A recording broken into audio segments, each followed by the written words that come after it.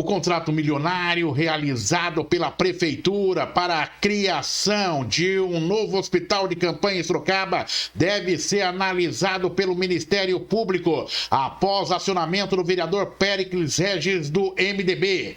Durante o período de calamidade pública em Sorocaba, em decorrência da pandemia de Covid-19, o Executivo Municipal firmou contratação junto à Organização Social OAS, Associação Brasileira de Educação e Saúde, ABRADES, para conduzir os atendimentos de um dos principais pontos de referência de combate à doença na cidade, a unidade São Guilherme. Assinado em 22 de março por mais de 25 milhões para um período de 6 meses, a contratação apresenta indícios de falhas no procedimento, além de possível sobrepreço e quarteirização de contratos por parte da organização. Em documento entregue com mais de 60 páginas, o arquivo faz um detalhamento do contrato firmado com a OAS e os possíveis atos ilícitos. Entre os pontos, destaca para a falta de transparência nos documentos para esse tipo de contratação e agilidade no fechamento do contrato. Para se ter uma ideia, o período entre a solicitação da Prefeitura até o envio da proposta pelas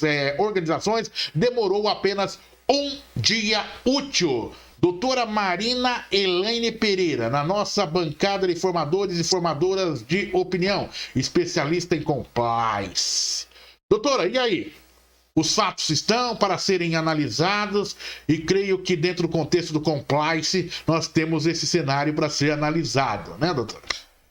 Sim, também, né, dentro desse cenário, né, principalmente que o compliance prega são as normas anticorrupção, tanto no poder público como no poder privado também, né, na iniciativa privada.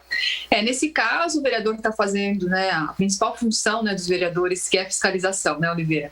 Então, tem que, de fato, estar verificando, causa, de fato, estranheza, né, todos esses números, né, essas condições de planilhar, principalmente gastos que você não consegue muitas vezes mensurar, você só tem uma estimativa de gastos e realmente em um dia é um tempo um pouco curto e principalmente quando se fala em contrato de emergência, né?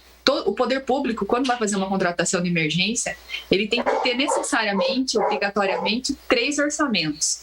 E baseado, né, ele dá as diretrizes para que ele precisa daquela contratação. Quantos leitos, quanto que vai usar de remédio, se vai ou não vai precisar de mão de obra e tudo mais. Então, tudo isso tem que ficar demonstrado documentalmente dentro do orçamento do que está previsto e também o que eu li na reportagem é que houve um adiantamento de 4 milhões nesse contrato. Prática também não muito usual, porque geralmente você tem que prestar o serviço, o funcionário da secretaria confere se de fato foi feito todos aqueles procedimentos para então se fazer o pagamento.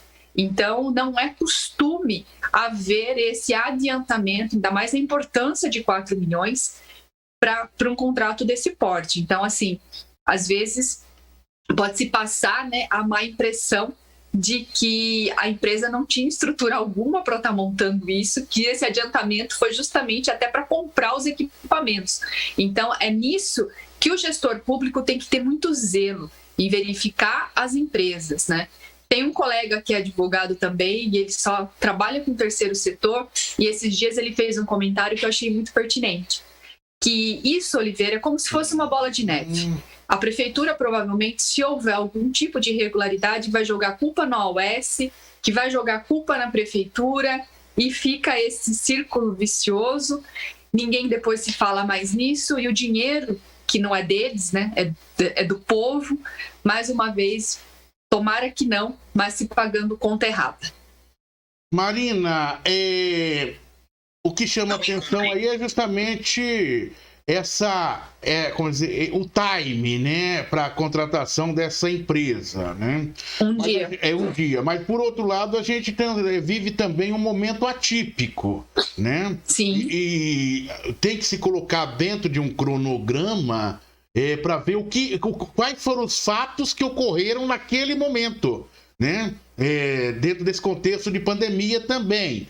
Mas assim, só que a gente não pode esquecer que a gente está em pandemia há 1 ano e meio, né? Se o contrato foi assinado em março, essa atual gestão já estava no poder desde 1º de janeiro. E a pandemia não foi uma coisa que você dormiu sem pandemia e acordou com pandemia. Então, isso é uma questão de planejamento. Se você assumiu a pasta desde janeiro e já vinha, né, todo esse período, 1 ano todo de pandemia, necessariamente você tinha que, por obrigação, saber que você tinha que contratar leitos, né? Isso é a principal função do poder público, né? A gente está vendo, infelizmente, muitos sorocabanos morrendo na fila de espera, aguardando o leito. Então, eles não tiveram sequer a chance de serem tratados. Isso é muito triste. Agora, eu estou colocando, são cenários, a gente desconhece, né, a linha do tempo. Você lembra que houve um momento de relaxamento. Não sei se isso... Eu estou colocando cenários porque falta pra gente essas informações. Mas nesse período... Está trabalhando com o que está noticiado. Exato. E aquilo que vem de lembrança. Nós tivemos aí no início do governo Manga um determinado período que o próprio governo federal tentando desestabilizar o processo também, ou seja, relaxou. Daí, de uma hora, e apostava-se ninguém fala mais da curva, nós falávamos da curva ascendente e depois da curva descendente. Essa curva não sei aonde foi para sumiu essa história de curva.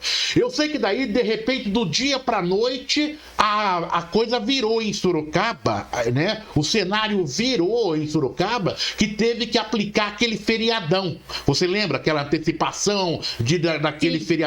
Aí que uma semana. Exato. Aí que eu pergunto, nós só estamos questionando, será que foi naquele momento, né, dentro dessa linha do tempo, que a prefeitura falou, viu, agora é tudo ou nada, tenho que contratar, ok. Mas por outro lado, eu sempre fico, mas como se essa contratação se dá apenas em um dia, né? O cenário, outra questão que a gente tem que ver também é o chamado cenário de guerra. Porque nós falamos, e nós estivemos até o ano passado e ainda sobre a lei de guerra, né, que pouco se comenta, né? A lei, pouco se comenta, né? Tentam passar tranquilidade, inclusive o governo federal, mas nós estamos sobre vigência, tivemos pelo menos até 31 de dezembro, sobre a vigência da lei de guerra. Tanto é que o teto pode ser estourado, liberado naquele momento, né? Então tem todos esses questionamentos e é aí que entrou a CPI da Covid lá no Senado Federal. Porque houve muitos abusos nesse processo de contratação, né? Sim. Tanto do governo... E não pode, né? Mesmo não pode, claro. Que esteja sobre esse cenário, como você bem falou, não pode, né? Existe o limite prudencial, existe o poder obrigatório, né? Principalmente dentro da administração pública, da legalidade. Então, nada justifica a ilegalidade, mesmo diante desse cenário. Tem nem Porque, dúvida. assim, não tem como falar que eu fui surpreendido com a pandemia. Não, assim, não foi. A gente tá 1 ano nisso, né? Diferente se você for surpreendido, eventualmente, né? Um fenômeno meteorológico, que a gente estava falando um tempo atrás. Vem, passa um furacão em Sorocaba. Exato. Aí tudo bem, é uma coisa que você não tem previsão nem controle. É lógico. Então, é diferente. Não tem nem dúvida. E nós temos que estar atentos, né? Nós temos... Aos críticos da CPI, eu não sou crítico da CPI. Eu acho que deixa eu só colocar aqui um pouquinho, Maria, só essa questão da CPI. Aos críticos da CPI no Senado, não sou crítico da CPI. Eu acho que a partir do momento que a CPI entrou, o governo federal, ele viu que pode sobrar pesado para ele, para os seus auxiliares. Tanto é que ontem o senador Randolph, lá no estado dele, no Amapá, foi questionado por um dos seguidores do presidente Jair Bolsonaro, e ele disse o seguinte: nós vamos colocar o presidente na cadeia. Isso foi dito ontem, né?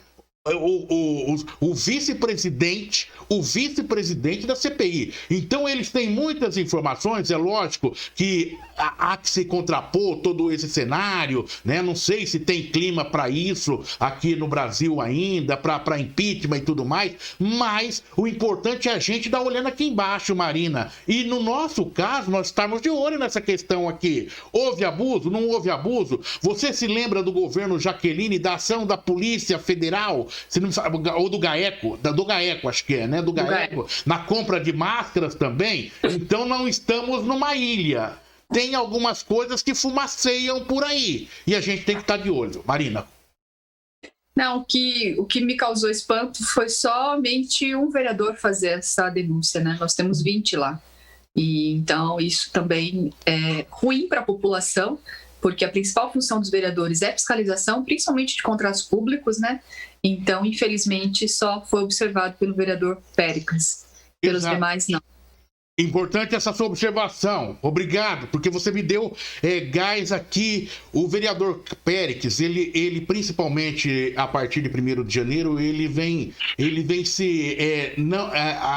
os demais vereadores vêm se indispondo com ele nas suas tomadas de decisão. Ele não vem agregando dentro dos grupos, né? Até que porque ele fazia parte do governo da Jaqueline de forma incisiva, né? Ali com ocupação de cargos e tudo mais. Uhum. Eu já vi algum mal-estar nos bastidores entre o vereador Péricles e outros vereadores. Por isso que a gente tem que sempre estar atentos à observância dessa questão, e acho que nesse momento justamente ele caminha para o lugar certo, ao Ministério Público, né, Marina? Para a gente Sim. ver a independência dessas investigações.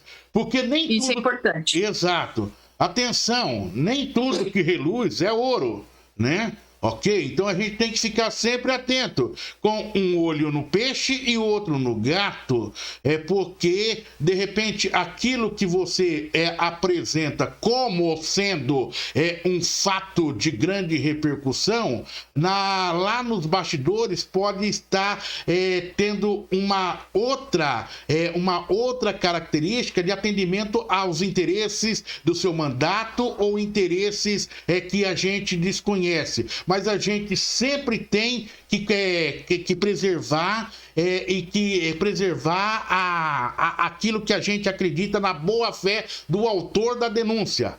A denúncia é grave, né? A denúncia é grave, a denúncia é preocupante e vamos acompanhar.